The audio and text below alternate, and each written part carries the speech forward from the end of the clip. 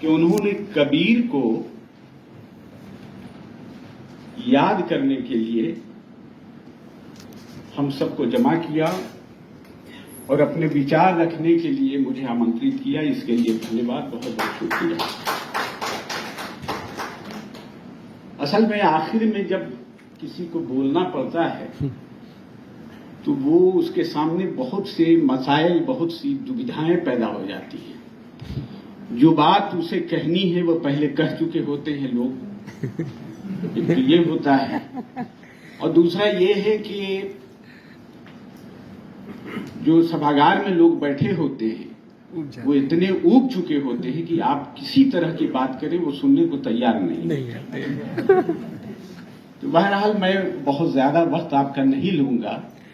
और श्री प्रकाश शुक्ल जी ने इंटेंशनली एक तरह से बड़ा सोच समझ करके, विचार करके मुझे मुख्य वक्ता बनाया और अंत में कि ज्यादा देर न बोल सके न लोग सुन सके। पहले ही बुलवा देते तो शायद मैं कुछ बोल देता। बहरहाल किसी भी गोष्ठी में अगर आप जाइए और किसी भी व्यक्ति के बारे में कुछ सोचिए और सुनिए तो बहुत सी बातें नई भी सामने उभर करके आ जाती है।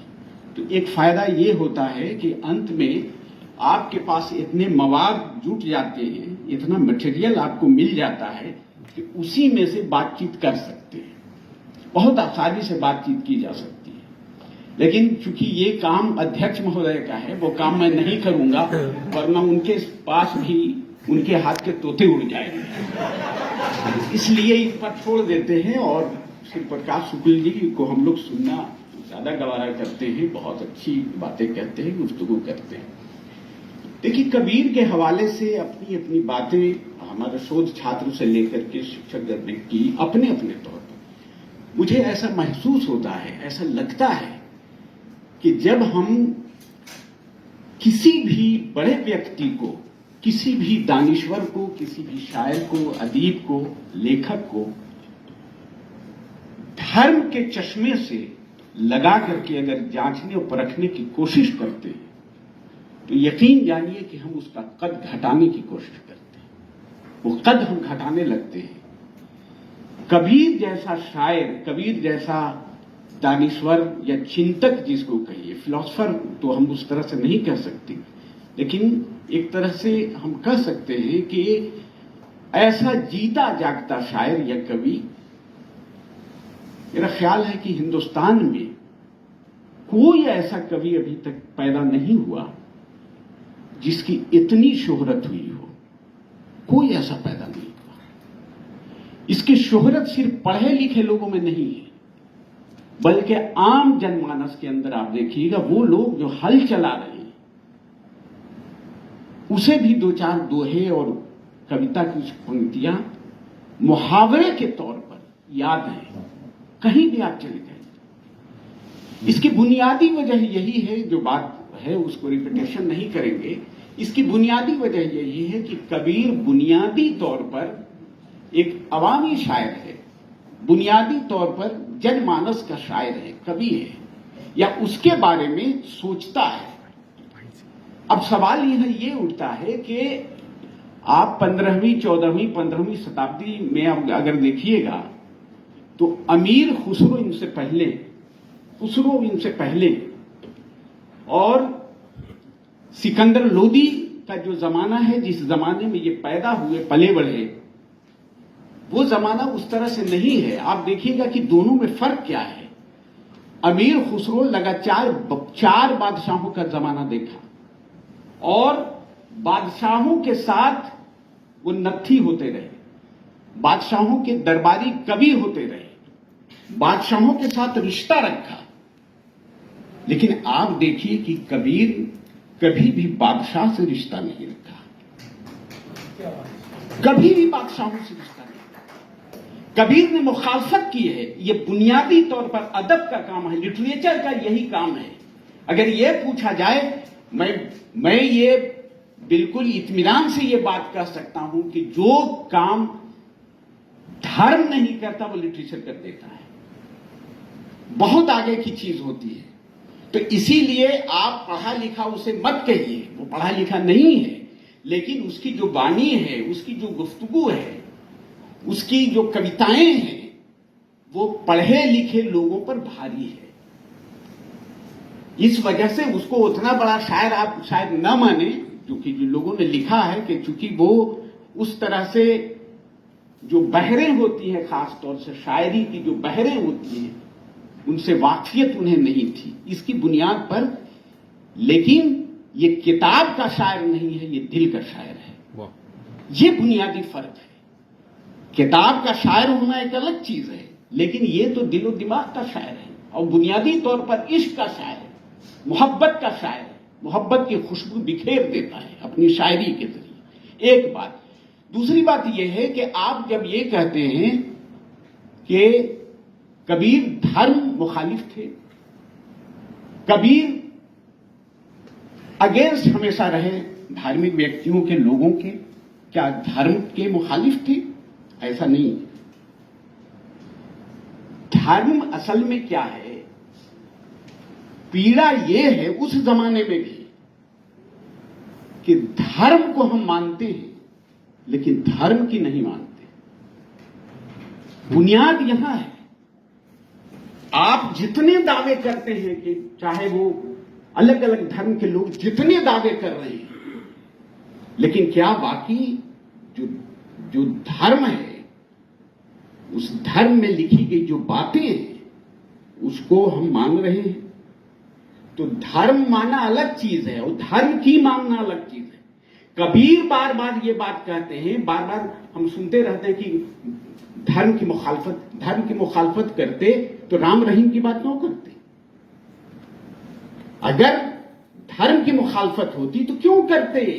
वो तो जितनी भी बातें कर रहे हैं वो तो यही कह रहे हैं कि साहब ये जितना पीड़ा है, ये दरअसल ये दूर करने वाला, इसको हरण करने वाला, इसको खत्म करने वाला, इससे निजात देने वाला, निजात की बात वो बार बार करते हैं। मतलब वो निजात जो सही कहा कि जिस तरह से गौतम बुद्ध को निजात हासिल हुआ, निर्वाण जो हासिल हुआ है, और उसके पीछे वो ये बताते हैं कि इंसान का बुनियादी काम जो है, जिसको अरबी में ताल्लुक बिल्लाह कहा जाता है, यानी इसका रिश्ता खुदा से जोड़े। अनल हक उस तरह से नहीं है कि चढ़ के सूली पे मंसूर बोला इश्क है ये तमाशा नहीं है। वो अनल हक की बात उस तरह से नहीं करते हैं, ये रिश्ता कायम करते हैं। और ये सारी चीजें जो पूजा पाठ या नमाज और रोजे और ये सब, ऐसा नहीं है, मुखालफत उस तरह से नहीं है, बल्कि ये कहते हैं ये बुनियाद नहीं है, इसको बुनियाद नहीं मानते। बल्कि बुनियाद तो यह है कि इंसान रिश्ता जोड़ ले खुदा से, राम से। और एक चीज और मैं आपको बताऊं कि वो राम नहीं है जो मौजूदा दौर में जिसका तस्वुर है, इनका राम वो नहीं है। राम और रहीम और खुदा और मोहम्मद एक कह रहे हैं, वो सबको मिला देते हैं, गड़बड़ कर देते हैं और ये कहते हैं कि इनसे रिश्ता हम अगर जोड़ लेते हैं तो फिर हमारे अंदर एक तब्दीली आती है, एक बदलाव, एक इनकलाब पैदा होता है। और यही इनकलाब, यानी जब तक के ईश्वर से, खुदा से आपका रिश्ता कायम नहीं होता है, और ये रिश्ता कायम कब होगा? जब इंसान इश्क में डूब जाए, यानी मोहब्बत करने लगे खुदा से, ईश्वर से मोहब्बत जब करने लगता है तो सारी जो छोटी छोटी चीजें होती हैं वो मांद पड़ जाती हैं, वो खत्म हो जाती हैं। तो इसीलिए ये दोनों, चाहे हिंदू हो या मुसलमान हो, उस जमाने में इसलिए हुए, सही बात कही गई कि दरअसल मजहब के ठेकेदारों ने जिस तरह से उनकी इजादारी होती है, जिस तरह से समाज को अपने कब्जे में लेकर के अपने हिसाब से उसको बदलने की कोशिश करते हैं, उससे समाज में जो बदलाव, जो बिखराव, जो टूटन होता है, उसका कोई यानी अता पता नहीं होता। असल में मजहब का बुनियादी काम यह है ही नहीं। इनका जो मजहब है या जो मजहब का तस्वुर है, यह सबका है। ऐसा नहीं है कि यूं कबीर कोई नई बात कह रहे हैं। असल जो मैंने बात कही कि दरअसल मजहब या धर्म का बुनियादी काम क्या है? बुनियादी काम ये आपका पर्सनल मामला होता है, आपका जाति ये मामला होता है, इंडिविजुअल ये मामला होता है धर्म का। लेकिन इंडिविजुअल जो होता है ये सिर्फ इंडिविजुअल नहीं होता है, बल्कि कलेक्टिवली इसका असर पड़ने लगता है। यानी आपका रिश्ता अगर ईश्वर से कायम हो जाता है तो फिर आपके अंदर बदलाव पैदा होती है, अच्छाइयां आपके अंदर परवान चढ़ने लगती है, आप सच बोलने लगते हैं, आप दूसरे की परेशानियों में शामिल होने लगते हैं। ये बदलाव हर व्यक्ति के अंदर, आप अकेले नहीं बल्कि इसका प्रभाव समाज पर होता है। तो इसीलिए कबीर ये बात कहते हैं कि हमारा जो रिश्ता होना चाहिए, हमारा जो प्रेम होना चाहिए, दरअसल राम से होना चाहिए। वो राम जो पर्सनिफाइड नहीं है, वो पर्सनिफाइड राम नहीं है, वो तजसीम नहीं है, वो इंसान नहीं है, उसे हम महसूस कर सकते हैं, सिर्फ हम महसूस करते हैं। वो एक ताकत है, एक रोशनी का नाम राम है, जिसकी रोशनी में सिर्फ जाती तौर पर हमारी तरक्की नहीं होगी बल्कि पूरी कायनात की कहते हैं कि तरक्की होगी, पूरे संसार की तरक्की होगी, अमन होगा, शांति होगी, जहां हर तरह की कदूरत, हर तरह की कीना, हर तरह की दुश्मनी, हर तरह के बोझ और फसाद, ये सारी चीजें दूर हो जाएंगी। जब ये पैदा आपके अंदर एक ताकत, एक कुव्वत, इसी को बाद में इकबाल ने खुदी का नाम दिया था। खुदी जिसको खुदी को करबला ने इतना कि हर तकदीर से पहले खुदा बंदे से खुद पूछे बता तेरी रजा क्या है। दरअसल वही खुदी है, एक स्पिरिट है जो पैदा हो जाती है राम से लौ लगाने, ईश्वर से लौ लगाने, खुदा से जब लौ लगाने लगते हैं, ये स्पिरिट पैदा हो जाती है। तब आप कहेंगे कि नहीं कोई चीज निकम्मी, कोई जमाने में कोई बड़ा नहीं है कुदरत के कारखाने में, तब वहां पर पैदा हो।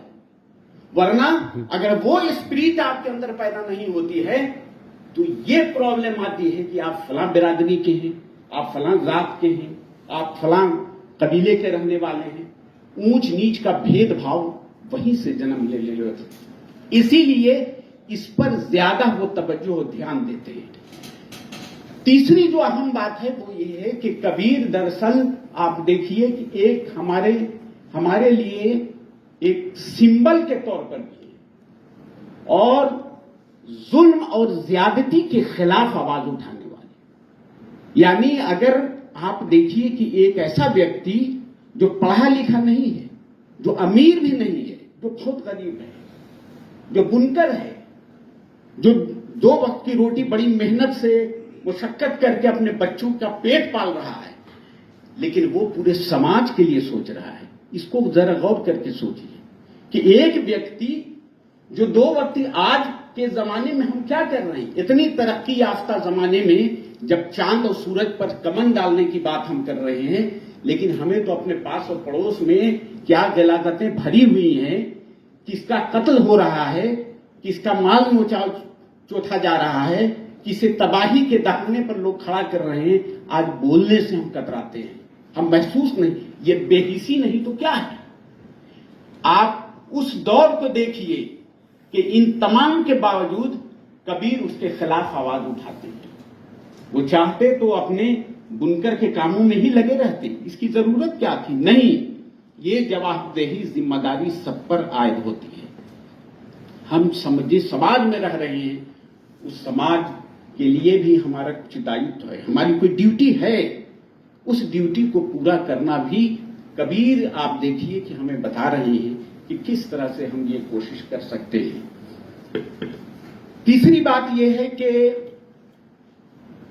हिंदू और मुसलमानों के हवाले से दरअसल कंफ्यूजन वहीं से पैदा हुआ। वो सिकंदर लोदी के यहां जो जाकर के शिकायत की गई थी, उसमें ऐसा नहीं था कि कबीर खुदा को नहीं मानता है, ये शिकायत नहीं थी। शिकायत ये थी कि कबीर मुसलमानों के जो मजहबी एतकादात हैं या मजहब की जो बातें हैं वह हिंदू मैथोलॉजी में पिरो करके पेश करता है, ये शिकायत थी। उसमें यह नहीं कहा गया था कि ये धर्म नहीं मान रहा है, बल्कि ये बात कही गई थी। और इसी वजह से अब जाहिर सी बात है कि पावर में जो लोग होते हैं और पावर को चलाने वाले उस जमाने में भी मुल्ला थे और उनके दरबार में बहुत सारे मौलवी हुआ करते थे, उन्होंने इन्हें बहकाया कि साहब ये राम और रहीम दोनों को एक कह रहा है। अब जाहिर सी बात है कि ये तो उनके लिए एक नई बात थी, और पहली बार ये कहिए कि कबीर ने ही ये सारी बातें कही हैं।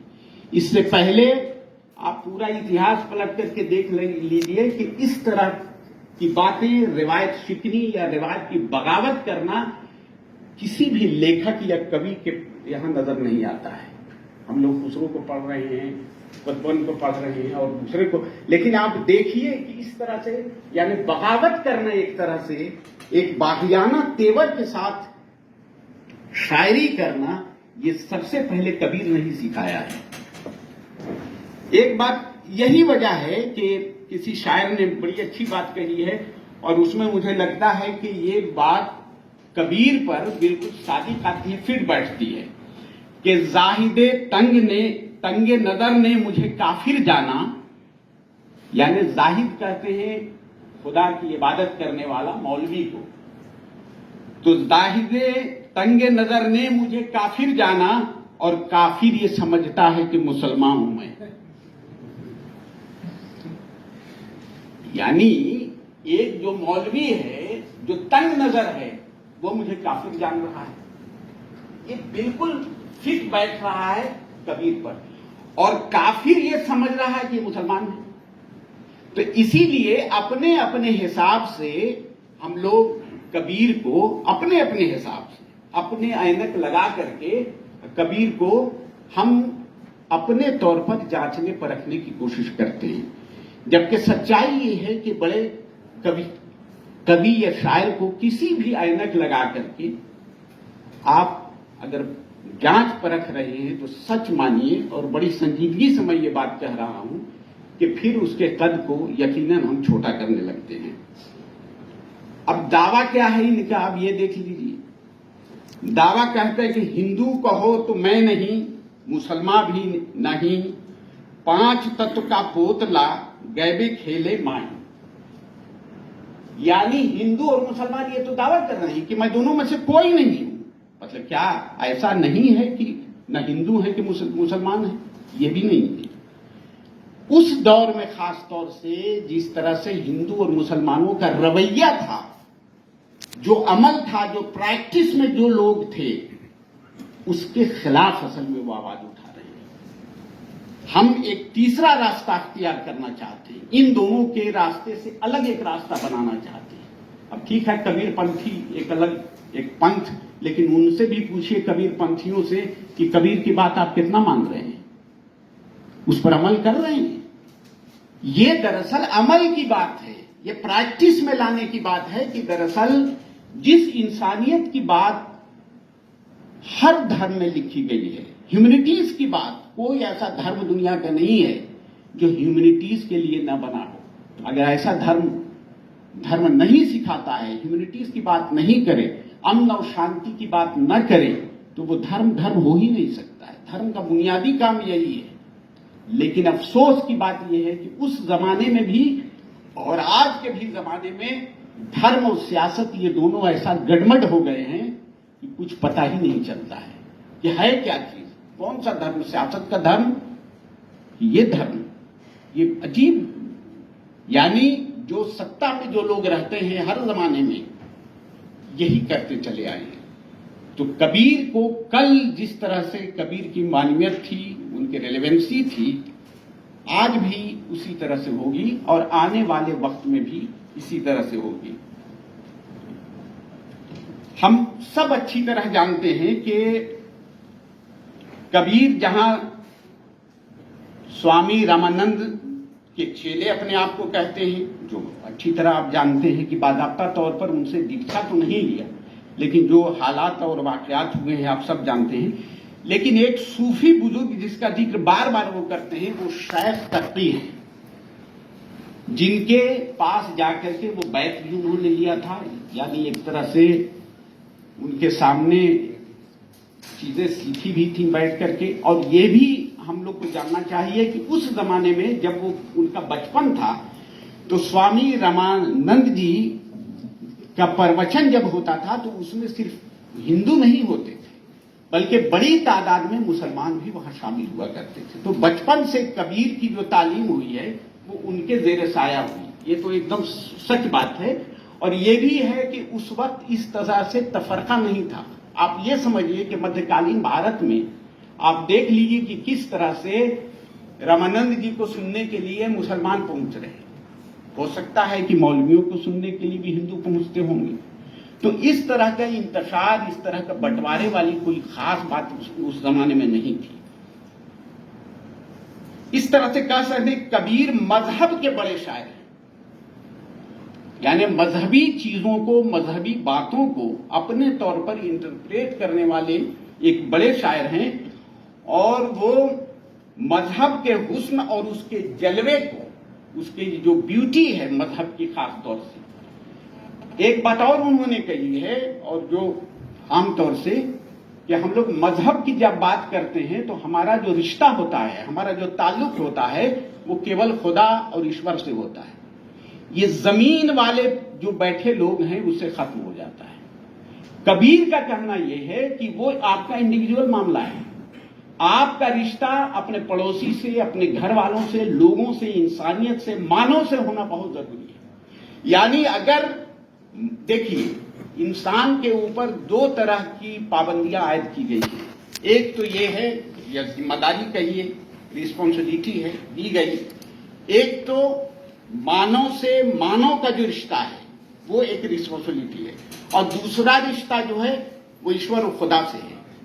कहा जाता है कि ईश्वर और खुदा से रिश्ता किसी का अगर नहीं भी है तो हो सकता है कि ईश्वर उसको माफ कर दे, लेकिन अगर मानव का रिश्ता मानव से टूट रहा है, उसको आप दुख पहुंचा रहे हैं, उसको तकलीफ अगर दे रहे हैं, उसका जो दुख है, उसका दिल जो दुखता है, उसमें जो तड़प पैदा होती है, उसकी वजह से एक तरह से वो बहुत बड़ा गुनाह माना गया है, बहुत बड़ा गुनाह। और वो तब तक माफ नहीं होता है जब तक कि वो माफ ना कर दे। यानी जिसके साथ आपने अन्याय किया है, किसी को आपने लूटा है, किसी पर जुल्म और ज्यादती की है, अगर आपने उसको माफ नहीं, अगर वो आपका कर रहा है, तो तब तक से ईश्वर के सामने आपकी कोई अहमियत, कोई फजीलत नहीं होगी।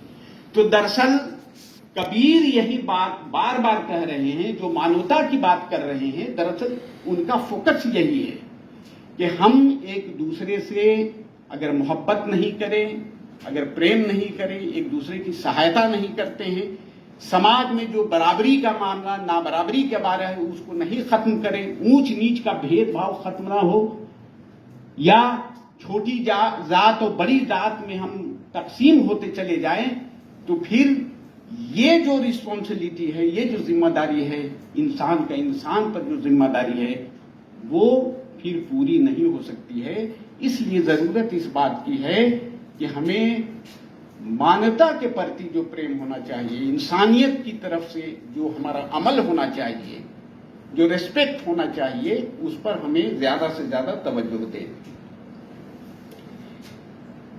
अब ये कहते, एक जो आखिरी बात मुझे कहना है वो ये है कि कहते हैं कि इंसान से इंसान की जो दूरियां हैं, इसके मिटने की एक वजह बताई उन्होंने कि इसको मिटाया जा सकता है। और वो ये कहते हैं कि ये जो ताल्लुक है, ये जो रिश्ता है, वो ईश्वर से पैदा करना होगा।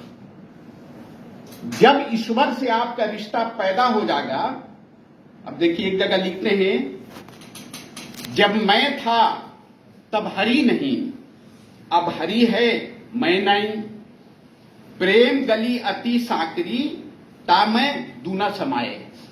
ये कहते हैं कि ये हरि जो है, खुदा जो है, ईश्वर जो है, दरअसल ये एकदम जो रिश्ता कायम होता है, तीसरा इसमें कोई नहीं आता है। इसकी गली इतनी सकरी है, इतनी पतली है, इतना नैरो है कि तीसरे की कोई गुंजाइश नहीं होती है। यानी इफ बट सब खत्म हो जाता है। इसीलिए आगे चल के एक शायर ने कहा, हाथ है अल्लाह का, बंदे मोमिन का हाथ। वो खुदा के कहता है कि जब आप उससे मिल जाते हैं तो ये हाथ आपका हाथ नहीं होता है, ये सोच आपकी सोच नहीं होती, ये चलना आपका चलना नहीं होता है, बल्कि उसका डायरेक्शन होता है, उसी के मुताबिक आप चलने लगते हैं। यानी कोई ऐसा काम आपके हाथ से नहीं होगा जो मानवीय मूल्य को खत्म करने लगे, जो उसका दुश्मन हो जाए, ये मुमकिन नहीं है। इसीलिए कबीर इसकी तरफ बार बार इशारा करते हैं कि हमारा रिश्ता जो होना चाहिए राम से होना चाहिए, इसलिए कि जो बदलाव हमारे अंदर होगा रहीम से होना चाहिए। ये तब्दीली को रिफ्लेक्ट कहां करना है? वो समाज में करना है। तो एक तरह से आप देखिएगा तो ये पूरा का पूरा एक जो समाजी ढांचा या जो एक ताना बाना जो एक नए किस्म का वो कायम करना चाहते हैं, ये दरअसल बिल्कुल ट्रेंगल जैसे बन रहा हो कि इंसानी रिश्ता और फिर ये ईश्वर से मिल करके उसका रिफ्लेक्शन इंसान पर, तो इस तरह से वो बनाने की कोशिश कर रहे हैं। और अपने अपने तौर पर कबीर को जांचा परखा जाना चाहिए। अलग अलग, ये भी अच्छी बात है कि हर बड़े कवि या शायर की तरह ये तो तय है कि भाई हम किसी खास तस्वुर या नजरिए के तहत नहीं, बल्कि आम इंसान के लिए क्या कुछ उन्होंने किया है, समाज के लिए वो क्या कुछ उन्होंने दिया है, सोच में क्या कुछ तब्दीली लाने की कोशिश की है, क्या इनकलाबी कैफियत पैदा की है कि नहीं। शायर और अदीब का बुनियादी काम ज़हन को यानी ज़हन साजी करना है, ज़हन को बनाना है, और ये बनाना इनकलाब की कैफियत पैदा करना है। हम कह सकते हैं कि कबीर ये ठीक है कि 15वीं सदी में एक इनकलाब आफरीन शायर रहे, लेकिन उनकी जो कविताएं हैं हमारे पास, उनके जो दोहे हैं या जो उनकी शायरी का जो हिस्सा है, आज भी उतनी ही रिलेवेंट है, उतनी ही उसकी मानवियत है जितना मध्यकालीन में था। और यही बड़े होने की निशानी है।